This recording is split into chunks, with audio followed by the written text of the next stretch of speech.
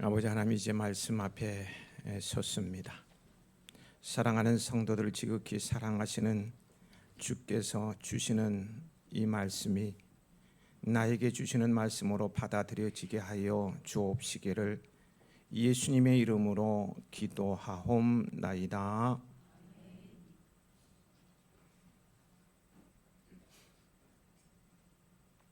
세상이 참 암울하지요.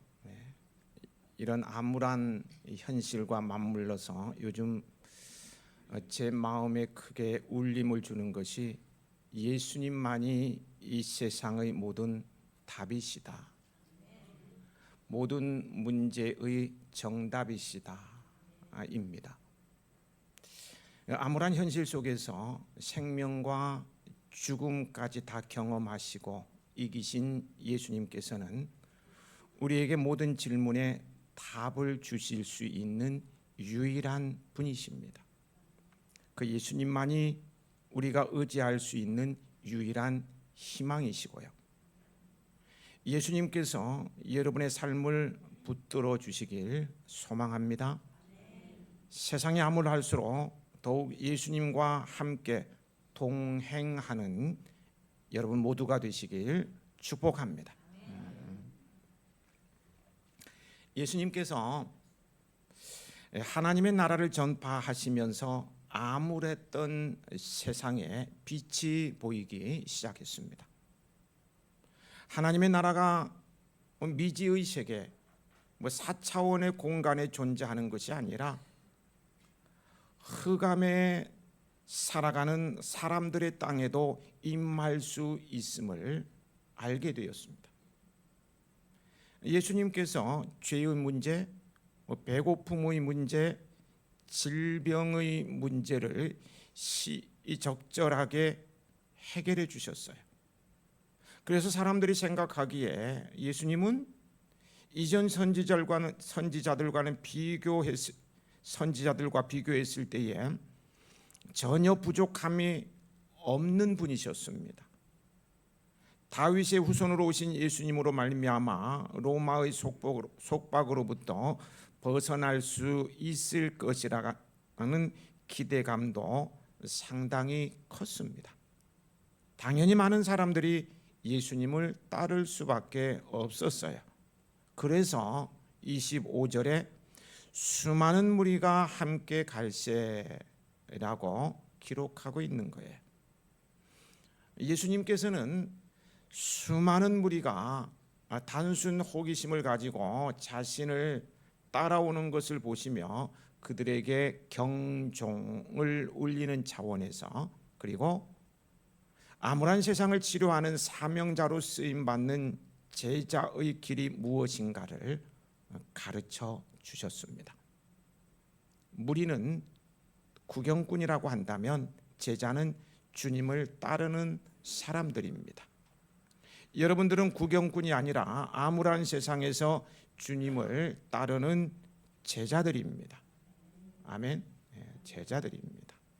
주님께서는 자신을 따르는 제자에게는 암울한 세상을 치료하는 사명을 주셨을 뿐만 아니라 그 사명을 이룰 수 있도록 필요한 자원들을 공급하여 주십니다. 그래서 암울한 세상을 치료하는 가치 있는 일을 행하게 하셔요. 예수님께서는 직접 12명을 부르셔서 제자로 삼으셨습니다. 그 12제자를 12사도라고 말하는데 그 12명이 아니더라도 예수님의 제자가 될 수 있었습니다.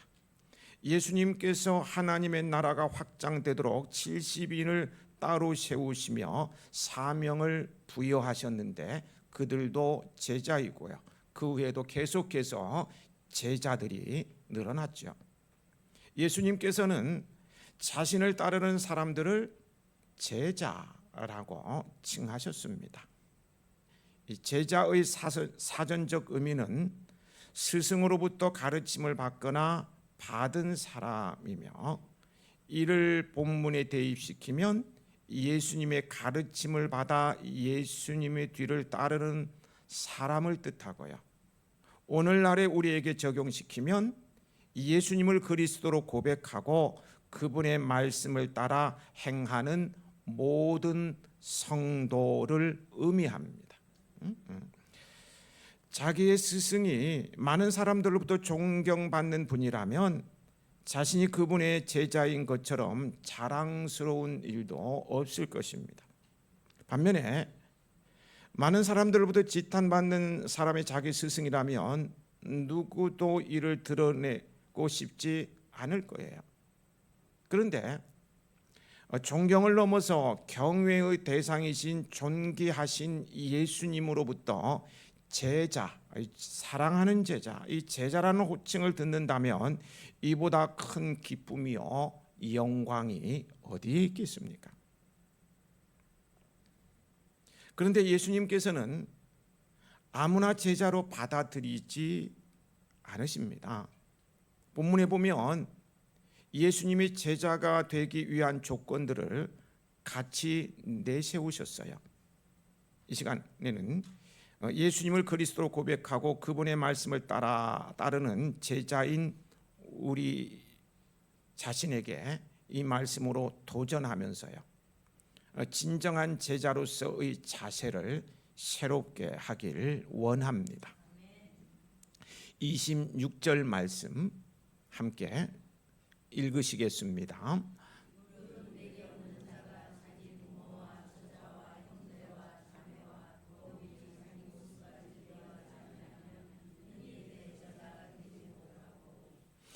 첫 번째는 자기 부모와 처자와 형제와 자매를 미워하라고 말씀하십니다.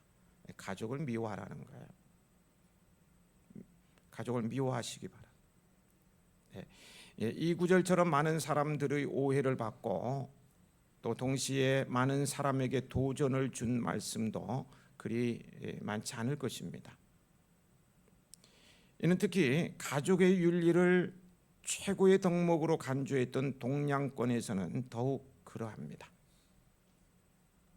그 이유는 이 말씀이 얼핏 보면 가족의 윤리를 정면으로 부정하는 것으로 보이기 때문입니다. 가족을 사랑하지 말라. 당연히 사랑해야 되는데 부정하는 것처럼 보이죠.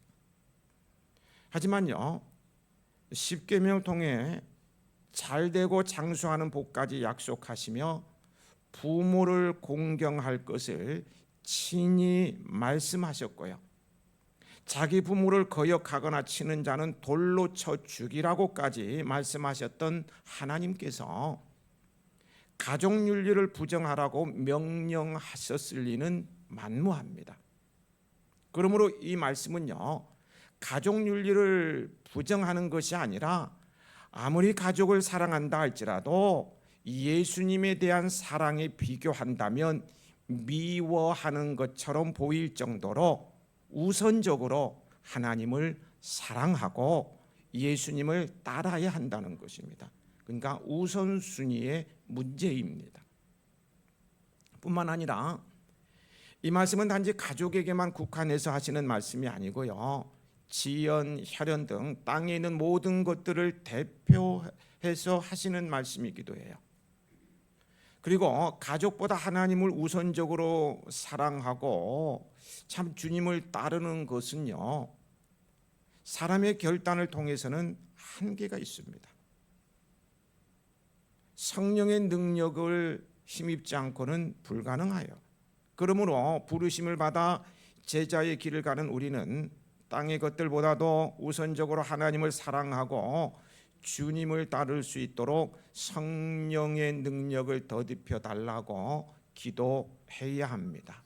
그래서 주님을 더욱 사랑해야만이 복음을 위해서 헌신할 수가 있죠. 그렇지 않으면 가족이 걸림돌이 되어서 사명을 감당하지 못하고 포기하는 이들이 의외로 많은 것을 보게 됩니다. 두 번째는요, 자기 목숨까지도 미워하라고 말씀하십니다. 자기 목숨을 미워한다는 것은 자신의 생명을 경솔히 여기라는 의미가 아니라 이 또한 우선순위를 말하고 있어요. 내 생명보다 또 더욱 주님을 사랑하라는 말씀이에요. 세 번째는 27절입니다. 같이 읽어보실까요?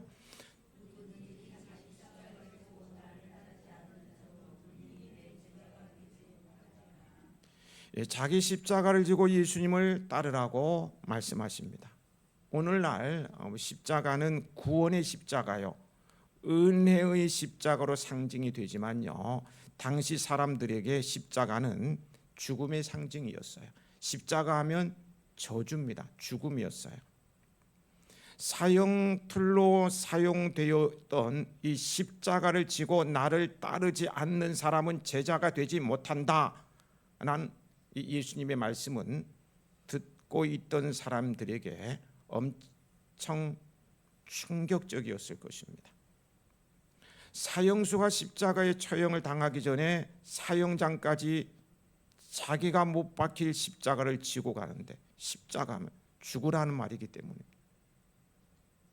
예수님께서 자기 십자가를 지고 나를 따르라고 하신 말씀은요, 예수님 자신의 십자가 죽음을 예고한 말씀이기도 하지만 자신의 죽음처럼 제자가 되려면 죽어야 한다, 아니면 죽을 각오를 해야 한다는 온전한 희생, 온전한 희생을 강조하고 있습니다.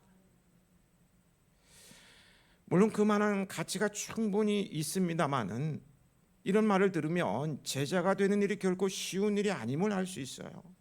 참 쉬운 일이 아니죠. 가족도 미워하라는 것 같고 생명도 포기하라 그러고, 그러므로 제자가 되려고 결단하기 전에 심사숙고하라고 28절부터 32절의 비유로 말씀하십니다. 첫 번째 비유는 뭡니까? 망대 세우는 자의 비유이고요. 두 번째 비유는요, 전쟁을 앞둔 왕에 관한 비유이죠. 각 비유의 내용은 다르지만 본질과 핵심은 동일합니다.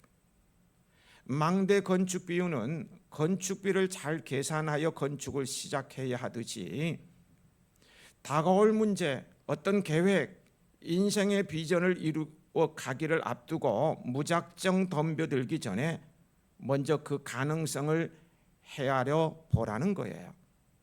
그래야 만일 중도에 그만둘 수밖에 없거나 자신의 능력으로 도저히 이룰 수 없는 일이라면은 애시당초 처음부터 시작하지 말아야 한다는 거예요.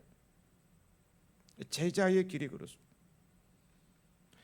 하지만요, 나는 부족하고 연약할지라도 나를 부르신 주님께서 나와 함께 하시기에 주님의 뜻을 이루는 제자의 삶을 살 수 있다는 믿음의 계산, 중요한 거예요. 믿음의 계산이 분명히 서면 기쁨으로 따를 수 있습니다.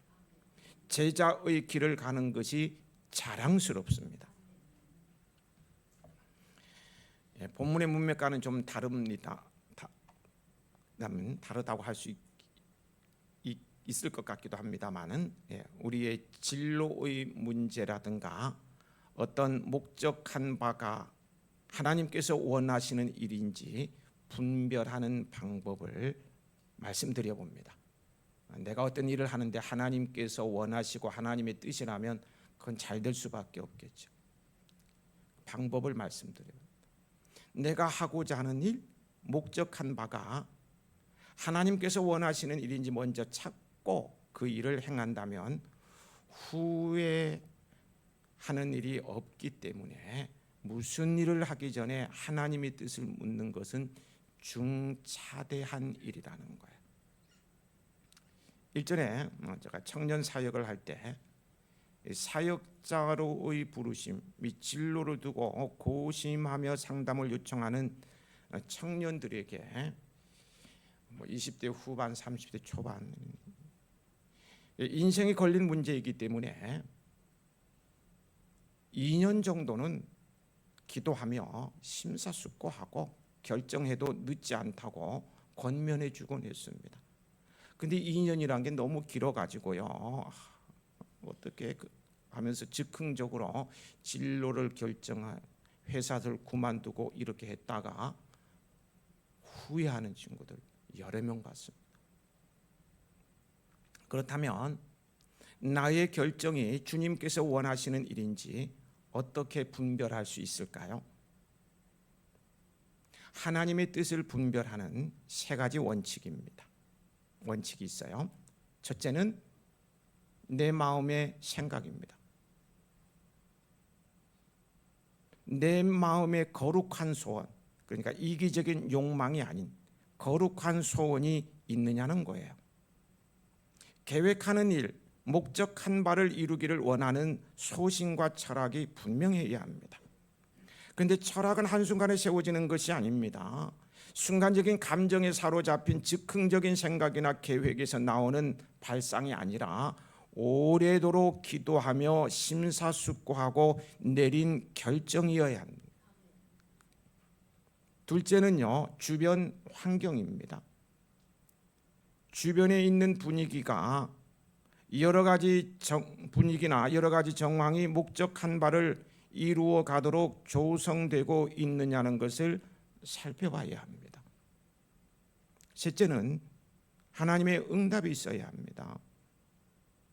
아무리 목적한 바를 이루고자 하는 마음이 간절하고요, 환경이 그것을 이룰 수 있도록 조성되었다 할지라도요, 주님의 응답이 없으면 실행하면 안 됩니다. 내 마음에 거룩한 열망이 불타오르고 환경을 보니까 다 될 것 같아요. 막 글로 몰아가는 것 같아요. 그래도 주님의 응답이 없으면 실행하면 안 됩니다. 그렇지 않고 막무가내로 시작하면 후회하게 됩니다. 이 세 가지 조건이 맞아 떨어질 때 하나님의 뜻으로 봐도 무관합니다. 그런데 이 가운데요, 세 번째가 문제일 수 있어요. 하나님의 응답 여부를 어떻게 알 수 있느냐, 이게 매우 중요합니다. 응답의 통로를 5가지로 설명해 봅니다. 첫째는요, 상식입니다. 상식은 하나님께서 우리 인간에게 주신 최대의 은사입니다. 그래서요, 상식이 있는 사람은 존경을 받습니다. 상식이 통하는 사회는 가장 아름다운 공동체라고 말할 수 있을 것입니다. 그런데 불행하게도 지금 이 사회는 가치관의 혼돈으로 말미암아 상식이 통하지 않은 몰상식한 사회가 되고 말았어요. 모범을 보여야 할 정치인들의 행태부터 시작해서 사회 구석구석 종교인들까지 성도는 상식이 있는 사람이어야 합니다. 아니, 그 권사 왜 그렇게 몰상식해? 이런 말을 들으면 너무 가슴이 아프고 막 쓰리고 미어집니다. 성령 하나님께서는 먼저 상식적으로 응답하십니다. 그리고 때로는 초상식적인 방법을 통해서도 응답하실 수 있지만 몰상식한 방법으로는 응답하시지 않으십니다. 왜냐하면 성령님은 지정의를 가지고 계신 인격적인 하나님으로 몰상식한 방법을 행하실 수가 없기 때문입니다. 두 번째는 성경입니다. 성경에는 우리 인생의 문제에 대한 모든 해답이 들어 있어요. 그러므로 이 말씀 안에서 하나님의 응답 여부를 알 수 있습니다. 말씀은 우리가 가는 길에 빛을 비추이죠. 하나님께서는 말씀으로 우리를 인도하기를 원하십니다. 말씀 안에서 우리의 갈 길을 찾을 수 있다는 거예요. 예로요, 저의 부르심의 경우는 이렇습니다. 바다가 놀이터였고 생활 공간이었습니다. 낚시는 최고의 취미였습니다. 친구들한테는 달인이라고 얘기를 들을 정도 낚시를 너무 좋아했어요. 고기도 많이 잡았어요. 그런 저를 콜링하신 말씀이 마태복음 4장 19절, 나를 따라오라 내가 너희를 사람을 낚는 어부가 되게 하리라 입니다. 저에게는 굉장히 매력적인 말씀으로 다가왔어요. 너무 멋있는 말씀이었어요. 사역자 길을 가는 것이 어렸을 때에 막연한 동경에서 출발한 게 사실이고요. 근데 부르심의 응답으로 헌신한 후, 그러니까 구원의 감격으로 인한 자발적인 헌신을 한 후요, 이 구절이 저를 붙잡는 말씀이 되었습니다. 그 후에 마태복음 28장 18절부터 20절 말씀이 저를 계속해서 사명의 길로 인도하셨습니다. 예수께서 나와 말씀하여 이르시되 하늘과 땅의 모든 권세를 내게 주셨으니 그러므로 너희는 가서 모든 민족을 제자로 삼아 아버지와 아들과 성령의 이름으로 세례를 베푸고 내가 너희에게 분부한 모든 것을 가르쳐 지키게 하라. 볼지어다 내가 세상 끝날까지 너희와 항상 함께 있으리라 하시니라. 볼지어다 내가 세상 끝날까지 너와 항상 함께 하겠다. 흥분되는 말씀이었습니다. 지금도 주님께서 저와 함께 하심을 저는 조금도 의심치 않습니다. 아니, 그 증거가 차고 넘칩니다. 밤새도록 얘기할 수 있을 것 같아요. 여러분, 저 하나님이 저와 함께 하는 사람입니다. 무시했다가 큰일 나요. 하나님이 함께하는 확신. 조용히 말씀을 묵상하며 하나님의 응답을 기다리십시오. 말씀을 하죠. 세 번째는 기도입니다. 기도 가운데 응답하십니다. 기도할 때 세미한 음성이 들려올 수가 있어요. 마음의 평강과 확신으로 응답을 주실 수 있어요. 또 기도하고 성경을 조명해 주시는 응답을 주시기도 해요. 네 번째는 환경입니다. 오늘 나에게 주신 환경 자체가 하나님께 주신 응답일 수 있어요. 어떤 사람은 이 환경을 피하고 멀리 떠나려고 합니다. 그래서 환경을 피하고 도망가는 사람도 봤어요. 선교사가 도피처인 사람도 봤어요. 참 불행하죠. 힘든 사역. 요나는요, 어디가 환경이었습니까? 고기 뱃속의 환경이었어요. 고기 뱃속의 환경이었어요. 거기서 하나님을 만나고 회개하고 재결단해서 선교사로 갔지요. 니느웨를 회개시켜 엄청난 일을 했습니다. 다섯 번째는 성숙한 신앙의 선배나 그들의 쓴 책을 통해서입니다. 가장 교만한 사람은 어떤 사람이냐? 다른 사람의 도움을 필요로 하지 않는 사람입니다. 주님의 응답 여부를 확인하기 위하여 때로는 상담이 필요합니다. 그런데 잘못 상담하면 아니할 만 못한 때가 있어요. 괜히 상담해 기분만 우울해지고 그냥 찝찝하고 막 그럴 수 있어요. 그러므로 신앙이 성숙한 사람을 찾아서 상담하는 것이 중요합니다. 그리고 성숙한 신앙의 선배가 적어 놓은 책을 통한 간접 상담을 할 수가 있어요. 아주 중요한 책을 보는 것. 하나님의 뜻을 분별하는 방법 세 가지를 말씀을 드렸고요. 응답의 통로 몇 가지? 5가지를 말씀을 드렸죠. 시간을 두고 이러한 것들을 고려하면서 심사숙고하고 부르심에 대해 점검해 보지 않고 즉흥적으로 뛰어들었다가는 큰 낭패를 당합니다. 그냥 즉흥적으로 직장 다 때려치우고 사업을 시작했다가 쫄딱 망하는 사람 봤어요. 한 분은 약사인데 은혜를 받았어요. 야, 하나님께서 은혜를 주셨다고. 은혜는 뭐 긍휼의 은혜라.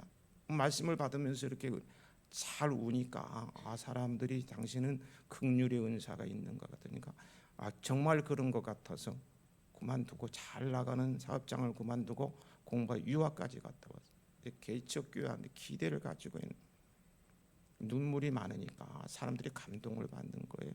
설교하면서도 울면서 기도, 눈물 졸졸 흘리고 얼마나 은혜가 돼요.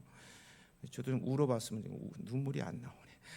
그리고 기도할 때도 울면서 기도하니까 내 마음을 만져주는 것 같은데. 그런데요, 여러분 한 달 내내 우는 모습만 보세요. 어떻게 돼요? 3개월, 1년 우는 모습만 보세요. 여러분 우는 게 낫습니까? 웃는 게 낫습니까? 사람들이 시험이 드는 거예요. 저게 진짜 눈물인가? 다 은혜 받았다고 해놓고는 한두 달 지나니까 저게 진짜 눈물인가? 그러면서 대적하기도 하고 교회를 다 떠나고, 그래서 결국 사역을 접었어요. 그 허송세월 어떻게 해요? 그래서 후회를 하는 거예요. 너무 생각 없이 뛰어들었다고, 사람들이 말만 듣고 긍휼의 은사가 있어서 사역하면 많은 사람들 보듬어 줄 거라는 그 말만 듣고 뛰어들었는데 이렇게 됐다고. 시간을 두고 세 가지, 다섯 가지 놓고 심사숙고하고 난 다음에 결정을 해야 됩니다. 그런가 하면요, 33절에 제자는 자신의 모든 소유를 버려야 한다고 말씀하고 있어요. 같이 읽어보실까요? 33절입니다.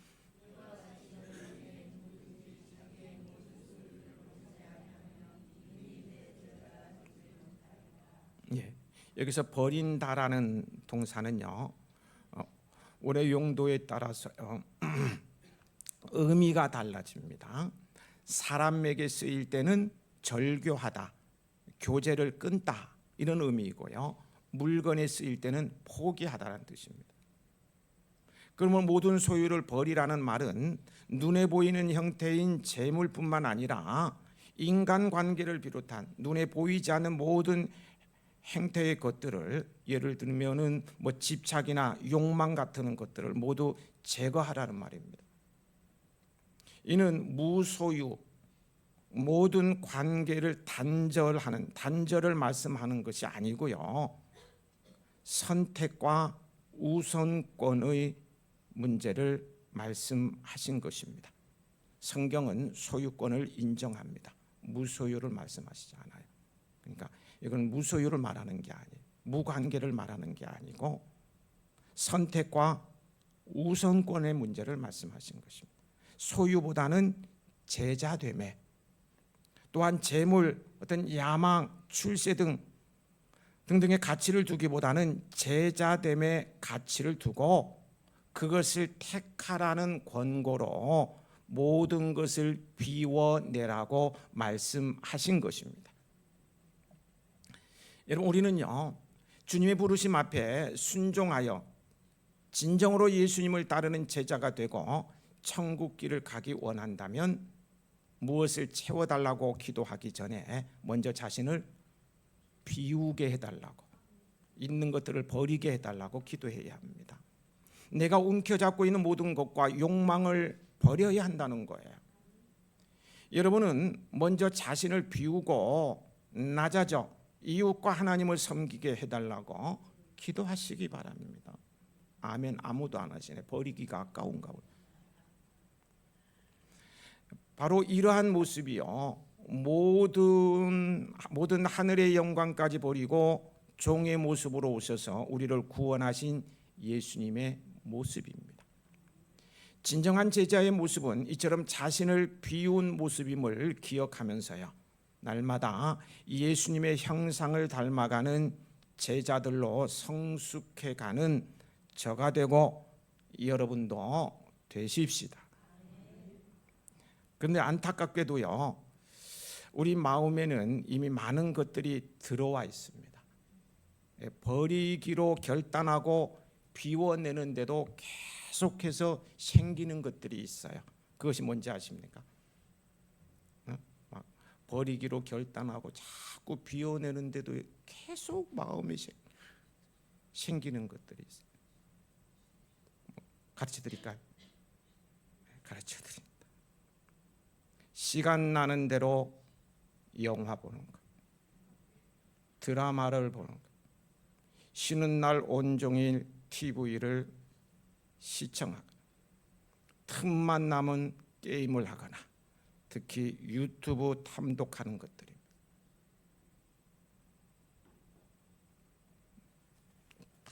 그건 뭐든지 물론 그것들은 죄라고 할 수 없죠. 죄는 아닐지라도요, 우리 영적 성장을 막는 데에는 1등 공신이라고 할 수 있습니다. 하나님과의 관계, 하나님의 음성을 듣는데 엄청난 방해 요소가 1등 요소가 된다는 거예요. 스마트폰이 주님이 되어서 사는 사람도 많죠. 스마트폰 없으면 살 수가 없어. 주님. 밥 먹을 때도 스마트폰을 보고 밥 먹어. 이런 버릇은 버려야 하겠죠. 자신을 비워야 되는데요. 비워야 하는데 비우지 못해서 문제라는 거예요. 자신을 비우고 주님을 따르는 제자에게는요, 주님께서 함께 하시며 그 빈자리에 큰 권능으로 채워주셔서 암울한 세상을 치유하는 놀라운 일을 행하게 하십니다. 마가복음 3장 14절 15절 이에 12를 세우셨으니 이는 자기와 함께 있게 하시고 또 보내사 전도도 하며 귀신을 내쫓는 권능도 가지게 하려 하심이로라. 또 그들이 내 이름으로 귀신을 쫓아내며 새 방언을 말하며 뱀을 집어 올리며 무슨 독을 마실지라도 해를 받지 아니하며 병든 사람에게 손을 얹은즉 나으리라. 마가복음 16장 17절 18절. 이런 것들 한마디로 말하면은 권능 있는, 한마디로 권능 있는 삶을 통하여 암울한 세상을 위로하고 치료하며 살리는 소금과 같은 삶을 살게 하십니다. 우리를 제자로 부르신 주님께서 이런 권능 있는 삶을 위해서 어떠한 경우에 앞에서 말씀드렸던 제자로서의 본질을 잃지 말아야 함을, 자신을 완전히 비워내야 함 알려주시거든요. 그러니까 알려주시는 잊지 말아야 한다, 잊으면 안 된다, 소금의 비유로 말씀하시면서 대단원의 막을 내리는 것을 보게 됩니다. 34절 35절 같이 읽겠습니다.